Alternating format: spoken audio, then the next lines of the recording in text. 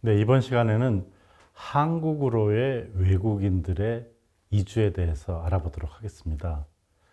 특히 한국으로의 외국인 이주와 관련된 쟁점 사항들을 먼저 얘기해 보도록 하겠습니다. 이 한국으로의 외국인들의 이주, 물론 코로나 이전과 코로나 이후가 조금 차이가 납니다만은 현재 국내 거주 외국인 숫자가 1997년에는 30만 명이었습니다. 그런데 2020년에는 230만 명으로, 그러니까 사실상 200만 명이 는 거라고 할 수가 있겠죠. 그리고 2022년 이후 300만 명 정도로 예상을 하고 있습니다. 이것은 한국 전체 인구의 6% 정도에 해당되는 것입니다. 이렇게 사실은 예측을 했었습니다. 그런데 코로나 현상이 나타나면서 한국으로의 외국인 이주가 잠시 주춤하고 있는 중입니다. 그렇지만 중요한 것은 지난 20여 년간 한국에서의 외국인 이주가 급격하게 증가했다는 것입니다. 선진국들의 모임인 경제협력개발기구 OECD는 한국을 포함한 각국의 인구 중에서 5% 이상이 외국인일 경우에는 다문화 사회다, 이렇게 규정을 하고 있습니다. 또는 다인종 사회다, 이렇게도 얘기할 수 있겠죠. 영어에서의 Multicultural Society를 번역을 했기 때문에 다문화 사회라고 되어 있습니다만은 이렇게 다문화 사회로 이행된다 하는 것입니다. 한국은 어떻습니까? 한국은 단일 민족 국가라는 것을 매우 자랑스러워 했었습니다. 그런데 이렇게 5% 이상이 되면은 다문화, 다인종, 다민족 사회가 되는 것이죠. 그러면 한국 사회에 있어서의 여러 양상이 달라지게 됩니다. 노동에 대한 것뿐만 아니라 가족관계, 그리고 사회에 대한 다양한 복지까지 모든 면이 변화할 수 있다 하는 것이죠. 그렇기 때문에 외국인의 한국 이주는 굉장히 쟁점적 사항입니다. 이것은 한국 사회뿐만 아니라 모든 나라에서 그렇다고 할 수가 있겠습니다.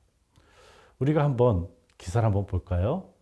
우리 중국 동포들의 한국 이주에 대해서 얘기를 하고 있기 때문에 2016년 기사를 한번 보면은 새누리당의 김무성 대표가 고령화에 따른 인구 감소 문제와 관련해서 우리가 이제 이민 정책을 만들어야 되는데 우리 이민 정책에서 조선족들을 대거 받아들여야 된다, 이런 말을 했습니다. 그래서 이 조선족이라는 것은 중국 동포 아니겠습니까? 특히 이 배경에는 일반 이민자들은 인종적으로, 민족적으로 차이가 있다고 생각을 한 거죠. 그렇지만은 동포인 중국 동포 조선족은 우리 민족이기 때문에 좀 더 이민에 따른 문화 쇼크가 줄지 않겠느냐, 이런 배경을 가지고 있습니다. 물론 지금 이 말을 그대로 얘기하면 굉장히 쟁점적입니다. 왜 그러냐면 민족에 기반한 차별적인 요소가 지금 나오고 있죠. 또 타인종, 타민족에 대한 혐오적 차별적인 것도 나타난 것이라고 할 수 있겠습니다. 하지만 중요한 것은 지금 한국 사회에서 2016년도에 저출산 대책의 일환으로 이민 문제, 이주 문제를 얘기하기 시작했고, 이주 문제 중에서도 중국 동포를 받아들이는 문제를 공개적으로 얘기했다는 것입니다. 이걸 2021년으로 한번 다시 가볼까요? 2021년에 한 기사를 보면 한국 난민 받아들여야 되나? 이민 국가로 변화해야 되나? 우리가 2016년에 이민 정책, 이민 국가를 얘기를 하고 있는데 이제는 이민 국가로 진짜 변화해야 되는가? OECD가 얘기한 것처럼 그렇게 달라져야 되는가?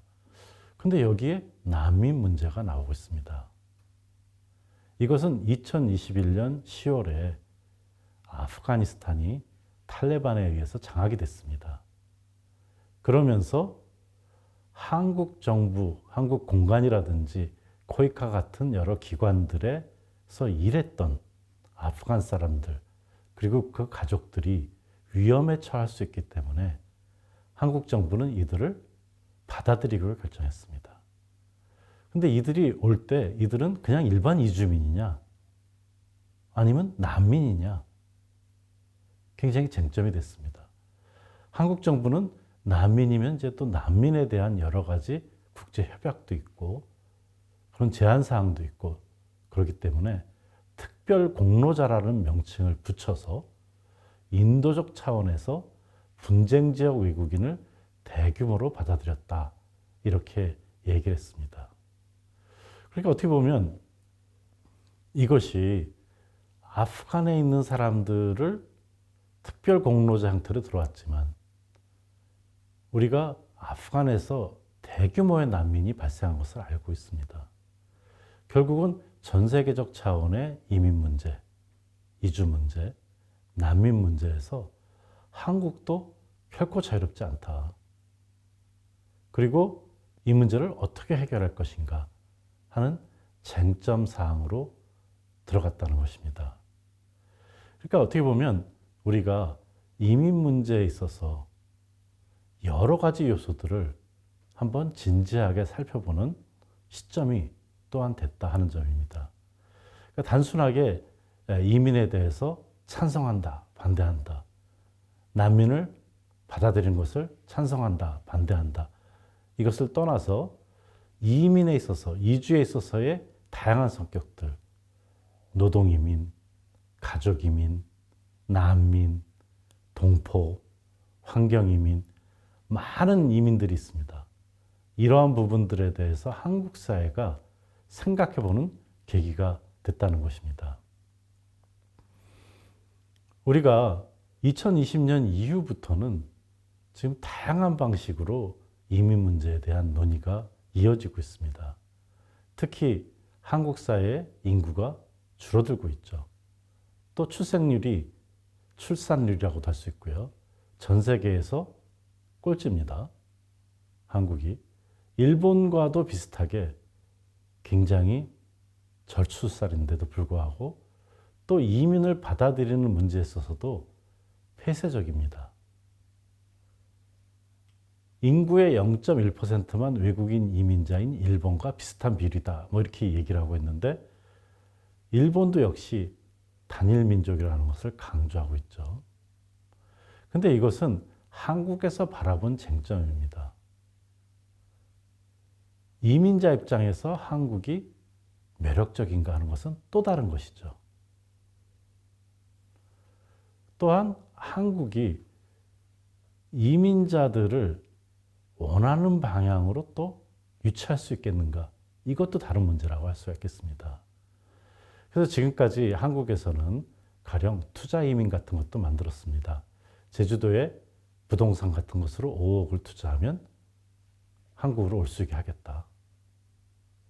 그렇지만은 한국 내에서의 반중 정서와 함께 사드라고 하는 고고도 미사일 배치를 하게 되면서 중국과의 관계가 틀어지게 되고 결과적으로 중국인들이 별로 오지 않게 됐습니다. 그거는 투자가 원활하게 이루어지지 않은 것이죠. 투자 이민이라고 하는 것이. 그렇기 때문에 이러한 상황 속에서 코로나19로 인해서 이동이 많이 제한이 되게 됐습니다. 결과적으로는 이민이라는 것이 어렵게 된 것이죠. 이 상황에서 인구는 계속 줄고 있기 때문에 어떻게 할 것인가? 우리가 필요한 부분은 무엇인가? 저임금 그리고 3D의 주로 단순 노무가 필요한 것인가? 아니면 고급 기술자들이 필요한 것인가? 아니면 인도적 차원에서 이미 와 있는 이민자들이 가족을 데리고 오게 해야 되는 것인가? 다양한 이민들의 쟁점들이 있습니다. 그 쟁점들에 대해서 한국은 생각하고 있다는 것입니다. 우리가 지금 출산율과 관련돼서 이민 문제를 많이 얘기하고 있습니다. 최근 통계에 의해서도 이 학계 출산율은 어떻게 보면 여성이 가임 기간 동안 한 명도 낳지 않는다. 결국은 한 명도 낳지 않으니까 실제적으로 인구가 감소하는 것이죠. 그리고 결혼을 한다고 한다면 2명이서 한 명도 낳지 않는 것을 의미합니다. 결과적으로 인구 구조에 있어서의 변화가 불가피하다는 점입니다.